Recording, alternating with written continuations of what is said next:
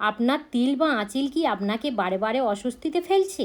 আয়নার সামনে দাঁড়াতে কি সেটা নিয়ে বেশি চিন্তা হয়? তাহলে আজকের এই ভিডিওটি আপনার জন্য। আজ আমি দেখাতে চলেছি একদম সহজ একটা ঘরোয়া রেমেডি, যেটা খুব কম খরচে আপনি বাড়িতে নিজেই তৈরি করে নিতে পারবেন। না কোনো ব্যয়বহুল ট্রিটমেন্ট, না কোনো জটিল প্রসেস। আপনারা একবার যদি এই রেমেডিটা বানিয়ে ব্যবহার করেন, সমস্ত আঁচিল দূর হয়ে যাবে। নমস্কার বন্ধুরা, মালবিকা কিচেন উইথ ভেজ ফুডে আপনাদের সবাইকে স্বাগত জানাই। আজ আমি আপনাদের সাথে শেয়ার করব তিল বা আঁচিল কেন হয়। দেখবেন ছোটোবেলা থেকে হয় না, হঠাৎ করে বড় হয়ে গেছেন, হঠাৎ করে তিল বা আঁচিল আমাদের মুখের মধ্যে বা গায়ে ঘাড়ের মধ্যে বিভিন্ন জায়গায় ছড়িয়ে যাচ্ছে, একটা থেকে অসংখ্য হচ্ছে। সেটা কেন হচ্ছে আপনাদের সাথে বিস্তারিত শেয়ার করব, এবং তার সাথে আপনারা তিল বা আঁচিল কিভাবে সমস্যার সমাধান করবেন, কিভাবে রিমুভ করবেন। দেখুন, কিছু কিছু জায়গায় আমাদের তিল বা আঁচিল হলে দেখতে ভালো লাগে, আবার কিছু কিছু জায়গায় দেখবেন এই তিল বা আঁচিল হলে আমাদের কিন্তু দেখতে বিশ্রী লাগে, আমাদের অস্বস্তিকর লাগে, খুব আর কি খারাপ লাগে।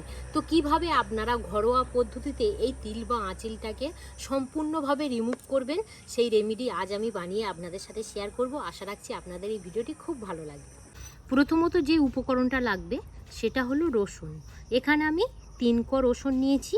প্রথমত এই রসুনের খোসাটা ছাড়িয়ে নেব। যেহেতু এখানে আমি বলেছি ঘরোয়া রেমেডি বানাবো, তো ঘরোয়া উপকরণ দিয়েই বানাবো, অর্থাৎ এক্সট্রা করে কিছু কেনার দরকার নেই। শুধু আপনারা প্রথম থেকে শেষ পর্যন্ত দেখার অনুরোধ রইল। এবার বলে রাখি, এই রসুনের মধ্যে কি কি গুণাগুণ আছে।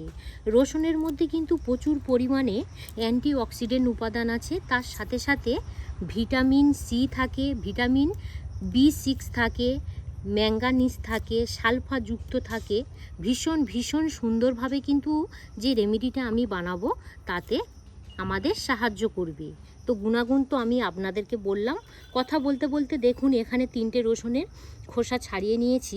এবার এই 3টে রসুন ভালো করে থেঁতো করে নেওয়া হবে। একটা গ্রেটার নিয়েছি, এইভাবে ভালো করে গ্রেট করে নেব।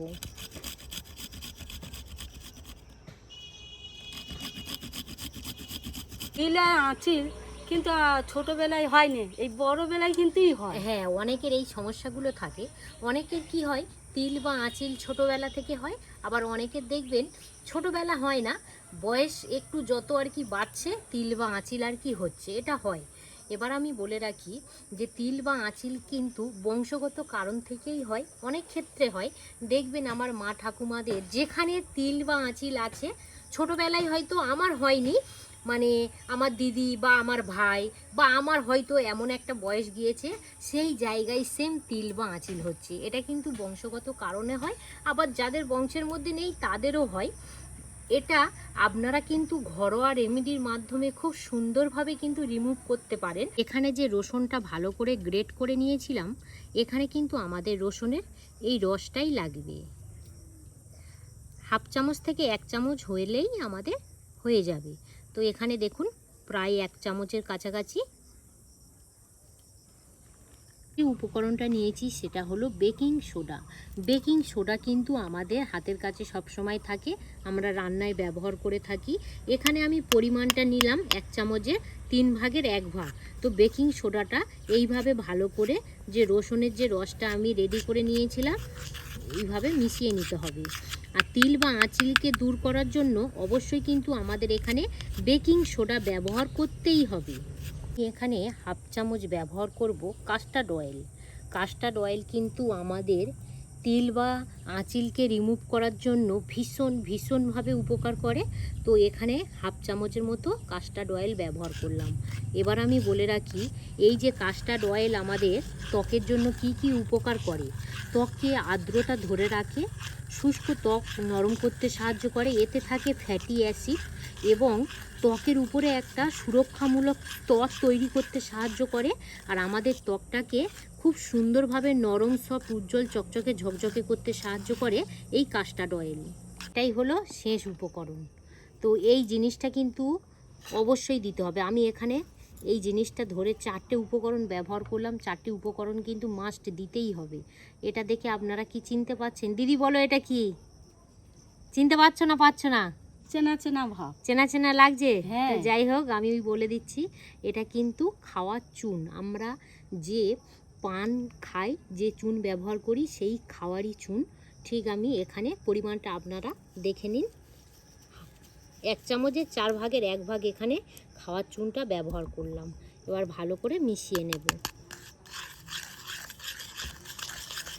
আর কিন্তু এখানে কোনো উপকরণ লাগবে না, জাস্ট চুনটা দেওয়ার সাথে সাথে কিন্তু ভালো করে এই চামচের সাহায্যে 4 থেকে 5 মিনিট এইভাবে ফেটে নিতে হবে।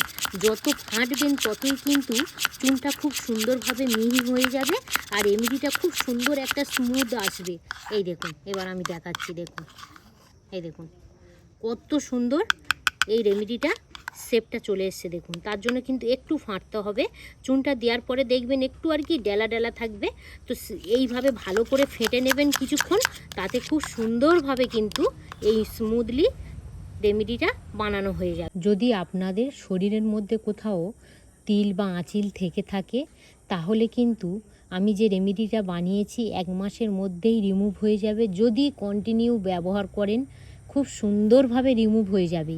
আর এই যে আঁচিলটা আপনারা দেখা পাচ্ছেন, এই আঁচিলটা দেখবেন কিছুদিন বাদে বড় হবে, আবার ওই জায়গা থেকে অন্য জায়গায় দেখবেন আবার হবে। তো সেক্ষেত্রে এটা কিন্তু একটা ছোঁয়াটে রোগ বলা যেতেই পারে।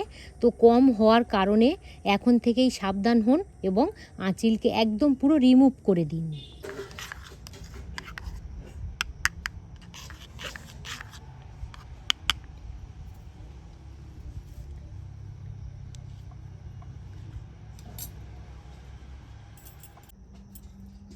এইভাবে নিয়ে নিয়েছি। এই যে আঁচিলটা আপনারা দেখা পাচ্ছেন, এই আঁচিলের মধ্যে এই যে রেমেডিটা বানিয়েছি এইভাবে দিয়ে দেবেন।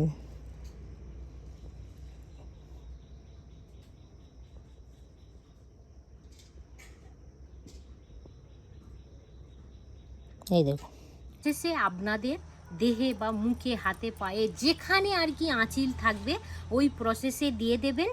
আর দিনে কিন্তু 2 বার করে ব্যবহার করতে হবে। দিদি, কতটা তুমি উপকার পেলে বলো? খুব ভালো লেগেছে, হ্যাঁ, খুব সুন্দর। এবার আমি বলে রাখি বন্ধুরা, দিনে 2 বার করে লাগাবেন আর সপ্তাহে 3 বার ব্যবহার করবেন। 1 মাস ব্যবহার করে দেখবেন, ভীষণ সুন্দরভাবে রেজাল্ট পাবেন। ওই যে আঁচিলটা আছে, ও আস্তে আস্তে কিন্তু ছোট হয়ে আসবে। যত বড় থাকবে, আপনারা এই রেমেডিটা যতবার লাগাবেন তত ছোট হয়ে আস্তে আস্তে একটা সময় দেখবেন সম্পূর্ণভাবে রিমুভ হয়ে যাবে। জায়গাটা খুব প্লেন হয়ে যাবে, আগে যেমন ছিল তেমনই থাকবে।